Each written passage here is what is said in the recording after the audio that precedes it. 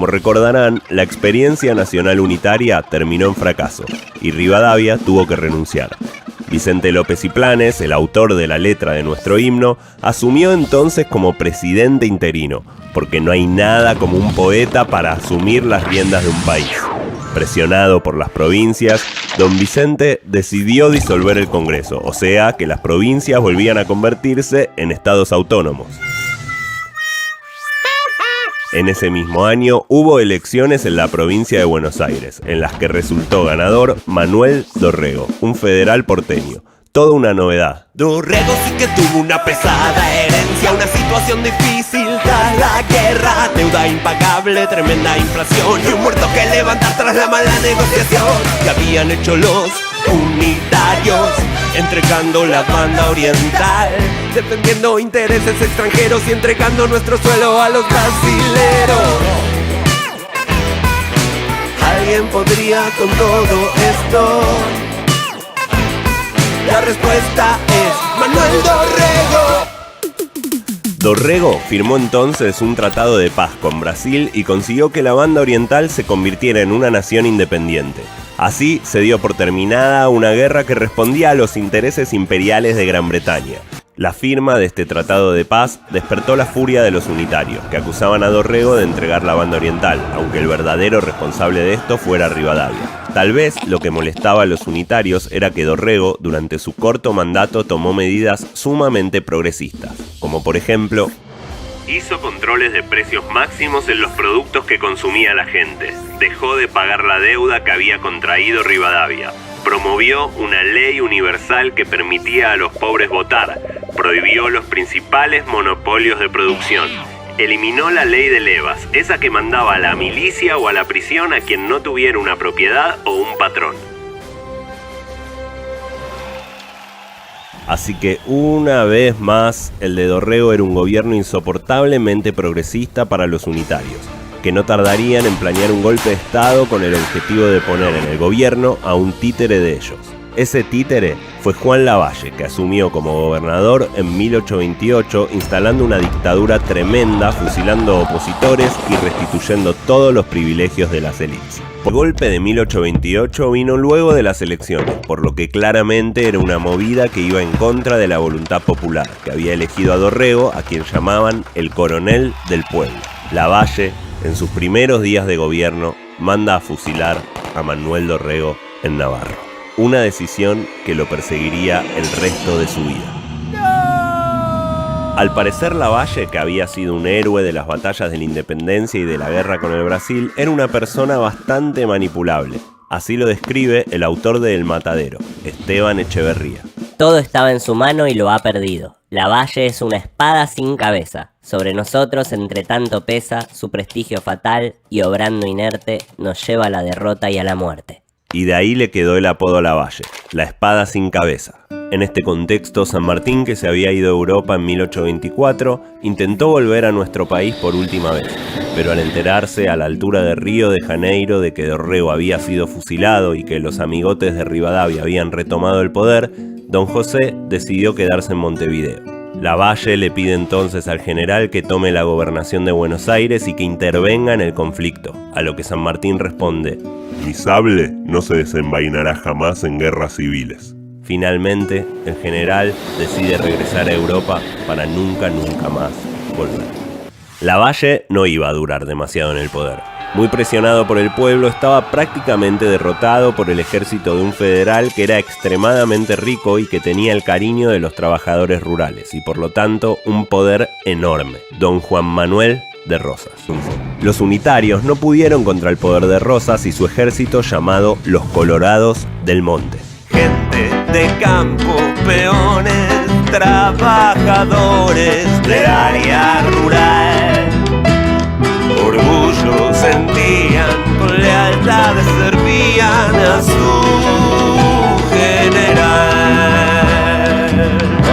Esto lo confiesa incluso Sarmiento, que fue uno de los peores enemigos de Rosas. Este gran poderío de Rosas y su ejército hizo que la farsa de Alvear no pueda consumarse, y los unitarios se vieron obligados a aceptar los términos de Juan Manuel, que en el Pacto de Barracas impuso a Juan José Viamonte como gobernador de Buenos Aires. Viamonte llamó a la legislatura derrocada por Lavalle y esta nombró como gobernador a Juan Manuel de Rosas, que a partir de ese momento, en 1829, fue declarado restaurador de las leyes e instituciones de la provincia de Buenos Aires. Ahí mismo se le dio la suma del poder público, lo que significa que tanto el poder judicial, legislativo y ejecutivo estaban ahora en manos de un solo hombre, don Juan Manuel. Otra peculiaridad de Rosas es que él y su familia, su mujer Encarnación Ezcurra y su hija Manuelita, concurrían a festejos de carnaval organizados mayoritariamente por afrodescendientes. Encarnación y Manuelita incluso bailaban al son del candombe con los presentes, en un gesto poco habitual para las clases dominantes. Rosas también hacía plebiscitos. Plebiscitar es el proceso por el cual se somete a votación popular una ley o un asunto estatal. O sea que es la opinión de la mayoría de la gente. Sí. Estos plebiscitos eran para ver si las mayorías estaban de acuerdo con que Rosas tuviera la suma del poder público. El resultado daba inequívocamente que sí. Era un líder con un increíble apoyo popular. También era uno de los mayores estancieros del país. Quizás por eso vio nítidamente la necesidad de incorporar al gaucho al mundo del trabajo como peón asalariado. Hasta ese entonces el gaucho vivía una vida bastante libre y nómade, aprovechando la enorme cantidad de caballos, vacas y ovejas que se encontraban en la infinidad de la tierra. Rosas perseguía entonces a los gauchos y los obligaba a unirse a las grandes estancias. Esto significó la inserción al mundo laboral de mucha gente que tal vez accedía por primera vez a ciertos derechos que antes le eran vetados.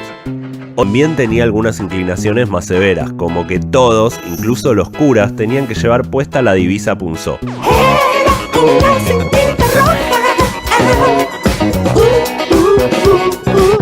Con la frase ¡Vivan los federales, mueran los salvajes inmundos traidores unitarios! En este sentido, hay quienes dicen que Rosas era un tirano y durante el primer gobierno de Rosas, que va de 1829 a 1832, se formó contra él una coalición encabezada por el general Paz, al que le decían el Manco, y que antes de ser autopista fue el líder de la llamada Liga Unitaria. Para combatir a esta Liga Unitaria, Rosas convocó al pacto federal. Las provincias de Santa Fe, Buenos Aires y Entre Ríos se juntaron y acordaron derrotar al enemigo unitario y sancionar una constitución federal. Luego de mucha lucha, el general Paz finalmente es capturado por los federales y en su lugar asciende Gregorio Araoz de la Madrid. La batalla final se da entonces entre la Madrid y el caudillo riojano Facundo Quiroga. Entre ambos se desata una competencia feroz, de armas y de patillas. Pero empatía gano yo, querido. No se haga el amigo, Carlos. Lo que nos importa acá es que en armas ganó Quiroga. Así que a fines de 1831, uno de los dos objetivos del Pacto Federal se había logrado con la derrota de los unitarios. Y entonces Facundo Quiroga, entre otros, empezaba a exigir que se cumpla el segundo objetivo del pacto, el de sancionar la Constitución Federal. Pero Rosas la pospuso, con el argumento de que no estaban dadas las condiciones. Así lo expresaba en una carta a Quiroga. No vemos todas las dificultades invencibles que tiene cada provincia en particular para darse una constitución. Si no es posible vencer estas sólidas dificultades, menos posible es vencer las discordias de unas provincias con las otras. Rosas sabía que sancionar una constitución federal implicaba un reparto equitativo de las ganancias del puerto con las provincias, y esta cuestión no lo entusiasmaba demasiado. Recordemos que él era uno de los más grandes estancieros bonaerenses. Entonces, en 1832, Rosas consigue ser reelecto, pero los lomos negros impiden que le sean renovados sus poderes extraordinarios, lo que lleva a don Juan Manuel a renunciar a su cargo y a emprender la tristemente denominada Campaña del Desierto.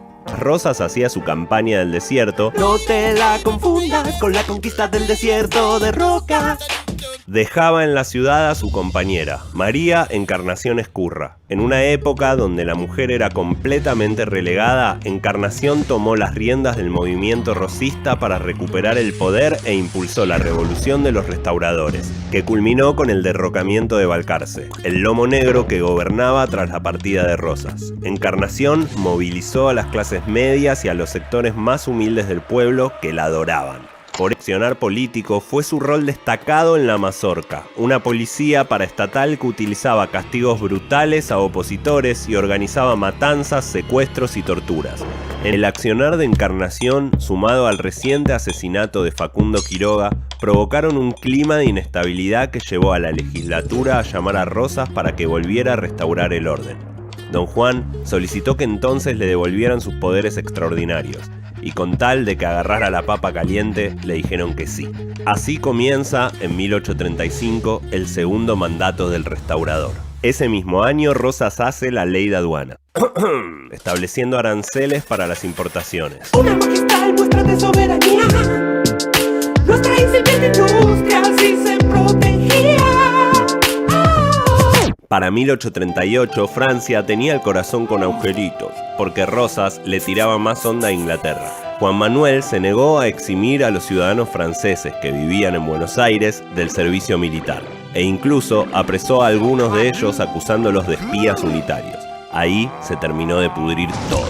Así comienza el famoso bloqueo francés, en el cual barcos franceses vienen hasta nuestro puerto y adivinen qué, sí, lo bloquean, clausurando tanto el comercio de la ciudad de Buenos Aires como los puertos fluviales de la Confederación Argentina. Rosas entonces debió enfrentarse a los franceses y a los exiliados unitarios que peleaban en contra de su propio país. A eso se sumaron facciones internas del norte y del sur descontentas por la crisis económica que generaba el propio bloqueo. Increíblemente, Rosas armó un ejército y se los fumó a todos en pipa. Los franceses no pueden hacer otra cosa que firmar la paz e irse a su casa. Juran no volver, aunque habrá sido con los dedos cruzados, porque en 1845 regresan con Inglaterra, que se había unido a Francia para exigir que se liberara el comercio de la zona.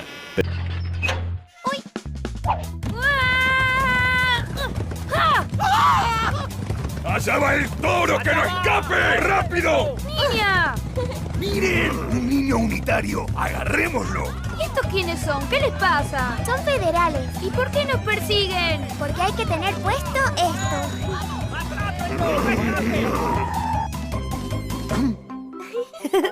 Hola, pequeños federalitos. Siento molestarlos, pero ¿de casualidad no han visto a un toro y a un niño unitario pasar por aquí? No. ¡Maldición! ¿Y ahora a quién perseguiremos? Ahí viene un unitario. ¿A qué no te le animas, Matasiete? ¿A que no? ¡A que sí! ¡Agarren al unitario!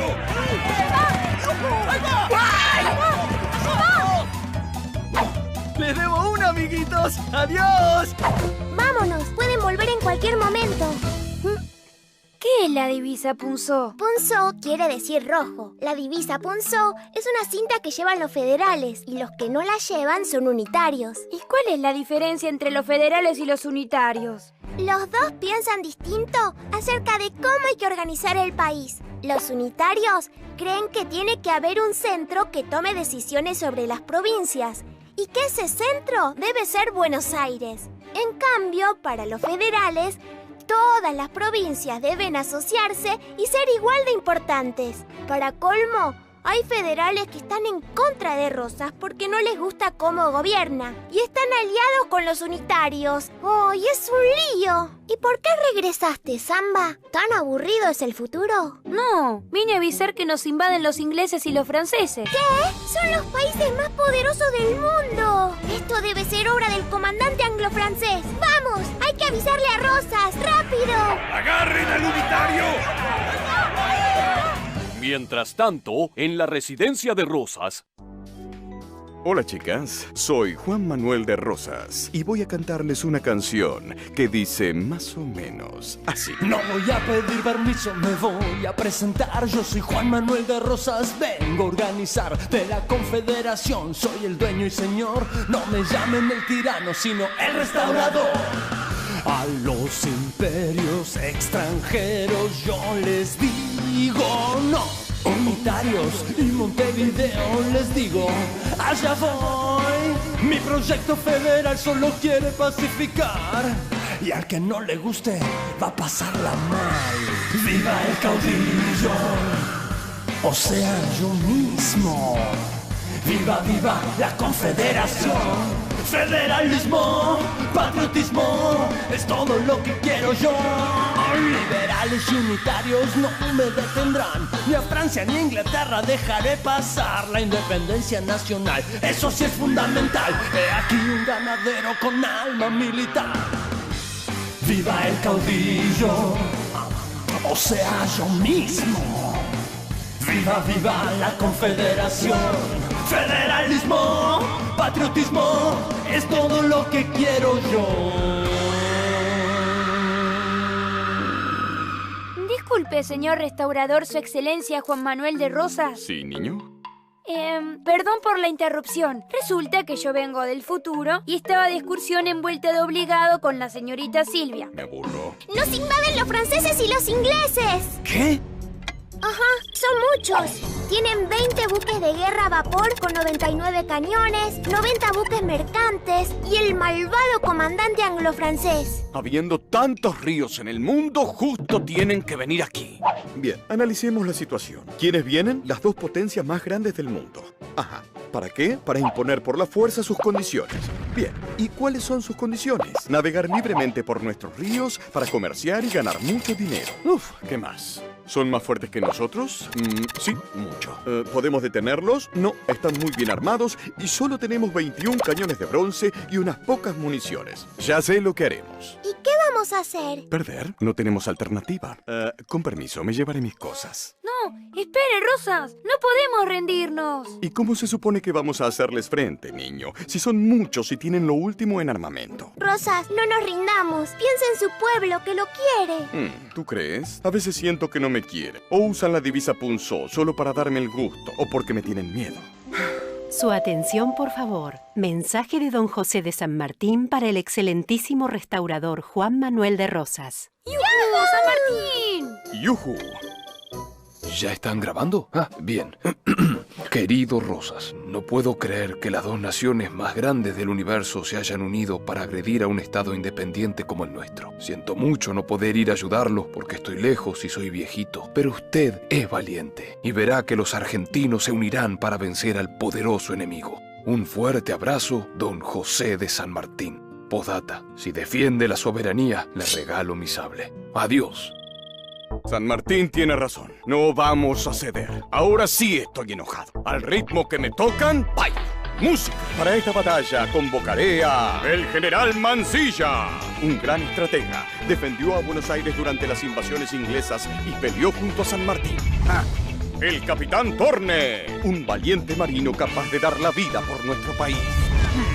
Y el coronel Ramón Rodríguez, bravo guerrero, al mando del cuerpo de Patricios. Ellos me ayudarán a defender nuestra soberanía. ¡Manos a la obra! ¡Manos a la obra! Más tarde, en Vuelta de Obligado. ¡Agarren al unitario! ¡Atención! ¡Nos acercamos a la Vuelta de Obligado! ¡Vamos a imponernos por las malas! ¡Somos el ejército más poderoso del mundo! Sí, somos el ejército más poderoso del mundo. Disculpe, ¿es usted francés o inglés? Ninguno de los dos, mi amigo. Soy argentino. ¿Y qué es lo que hace aquí? Estoy en contra del tirano Rosas. He venido a ayudarlos porque quiero aplastarlo. Sí, los comeremos como si fueran empanadas, ¿no es cierto?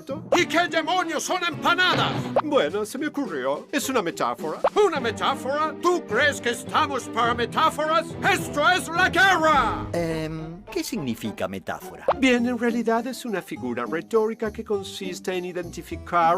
¡Ah, me aburro! ¡Suficiente! Vamos a demostrarle a los argentinos quién manda aquí. Sí, a demostrárselo. Oh, ¿por qué demonios siempre quieres tener la última palabra? ¿Quién? ¿Tú? ¿Yo? Sí. ¿Yo la última palabra? ¿De qué hablas? ¿Es necesario que me hagas esta escena en público frente a todos los demás? ¡Al ataque! Este es el plan. Aquí, el río Paraná es más estrecho. Hemos puesto gruesas cadenas de costa a costa para que no puedan pasar. Y cuando se detengan, les daremos su merecido con nuestros cañones. ¡Sí! ¡Vamos a darles su merecido! ¡Sí! ¡Vamos a agujerearlos! Señor, las cadenas están listas y nuestros cañones preparados. Y si se les llega a ocurrir bajar de los barcos y pisar nuestras tierras, los estaremos esperando con mis patricios. Ahí los tienen. Miren el insulto que hacen a la soberanía de la patria al navegar sin más título que la fuerza las aguas de un río que corre por el territorio de nuestro país. Pero no lo conseguirán impunemente. Que flamee en el Paraná nuestra bandera. Debemos morir todos antes que verla bajar de donde flamea. ¡Mansilla! ¡Ya vienen! ¡A sus puestos! La batalla de la vuelta de obligado. ¿Qué es eso? Han puesto cadenas. No podremos pasar. Regresemos. Aquí pasa algo raro. Estos federales están locos. ¡Esto será un juego de niños!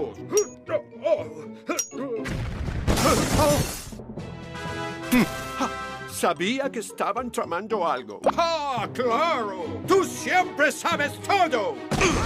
¡Viva la patria! ¡Sí, viva la patria! ¡Viva! ¡Ah!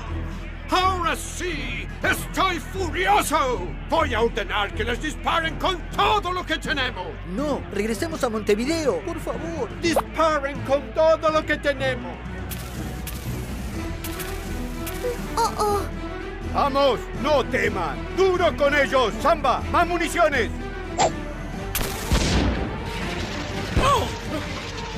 ¡Ah! ¡Estoy! ¡Ay, mi dedito! ¡Ay!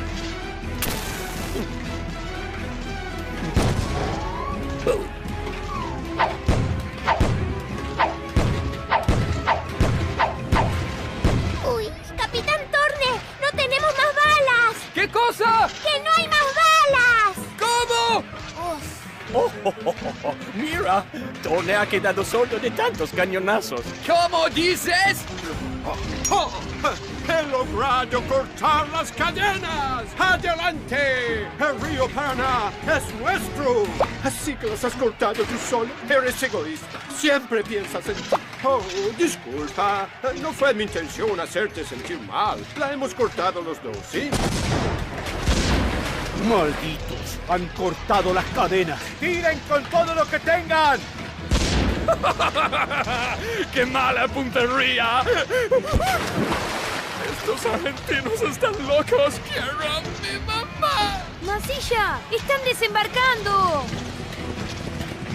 ¡Coronel Rodríguez! ¡A ellos! ¡Eso es! ¡Samba! ¡Municiones! ¡No hay más! ¡Maldición! A ver si le llamo a alguno que parezca importante. ¡Ese! ¿Puedo disparar yo? ¡No! ¡Déjame a mí! ¡No! ¡A mí! ¡Dame eso! ¡No! ¡Cuidado, Mansilla! ¡Oh! ¡Le dimos! ¡Ganamos! ¡La victoria es nuestra! ¡Uy! ¡Están avanzando! ¡Lograron pasar! Sí, Samba, pero mira cómo los hemos dejado. Nunca olvidarán esta lección. Pronto regresarán a sus países. ¡Ja! ¡Nunca tendrían que haberse metido con nosotros! ¿Cómo? ¡Vencimos! ¡Somos las potencias más grandes del mundo! ¡La escuadra más poderosa del universo!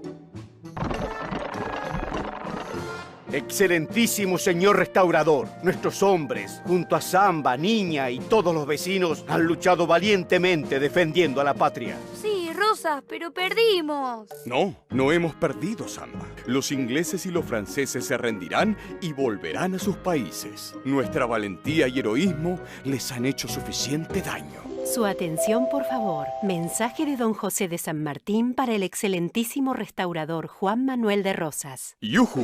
Hola, niños. ¡Hola, San Martín! Bien, señores padres, docentes, alumnos. El sable que me ha acompañado en toda la guerra de la independencia de América del Sur le será entregado al general don Juan Manuel de Rosas como una prueba de la satisfacción que he tenido como argentino al ver la firmeza con que ha sostenido el honor de la República contra las injustas pretensiones de los extranjeros que trataron de humillarla. Aquí tiene, mi amigo. ¡Yujú! ¡A la carga, mis valientes! ¡Ja, ja! Toma esto, y esto, ¿Qué y dijo? esto otro. Toma. Me aburro. ¡Ya! Igualmente Rosas, aduciendo estar cansado y triste tras la muerte de Encarnación en 1838, ofrecía su renuncia año tras año ante la legislatura, aunque sabía que no iba a ser aceptada. Este teatro se repitió incansablemente hasta que en 1851 Urquiza, el gobernador y estanciero más poderoso de Entre Ríos, que había sido un aliado fundamental de Rosas, patea el tablero y la acepta, haciendo su famoso pronunciamiento que fue una declaración de guerra contra el restaurador. Con el apoyo de la Armada brasilera, uruguaya y los exiliados unitarios, Urquiza arma el ejército grande que en la batalla de Caseros de 1852 vence a Rosas hiriéndolo en el combate. El restaurador entonces escapa hacia Inglaterra, donde sus amigos le enviaban dinero para que pudiera subsistir.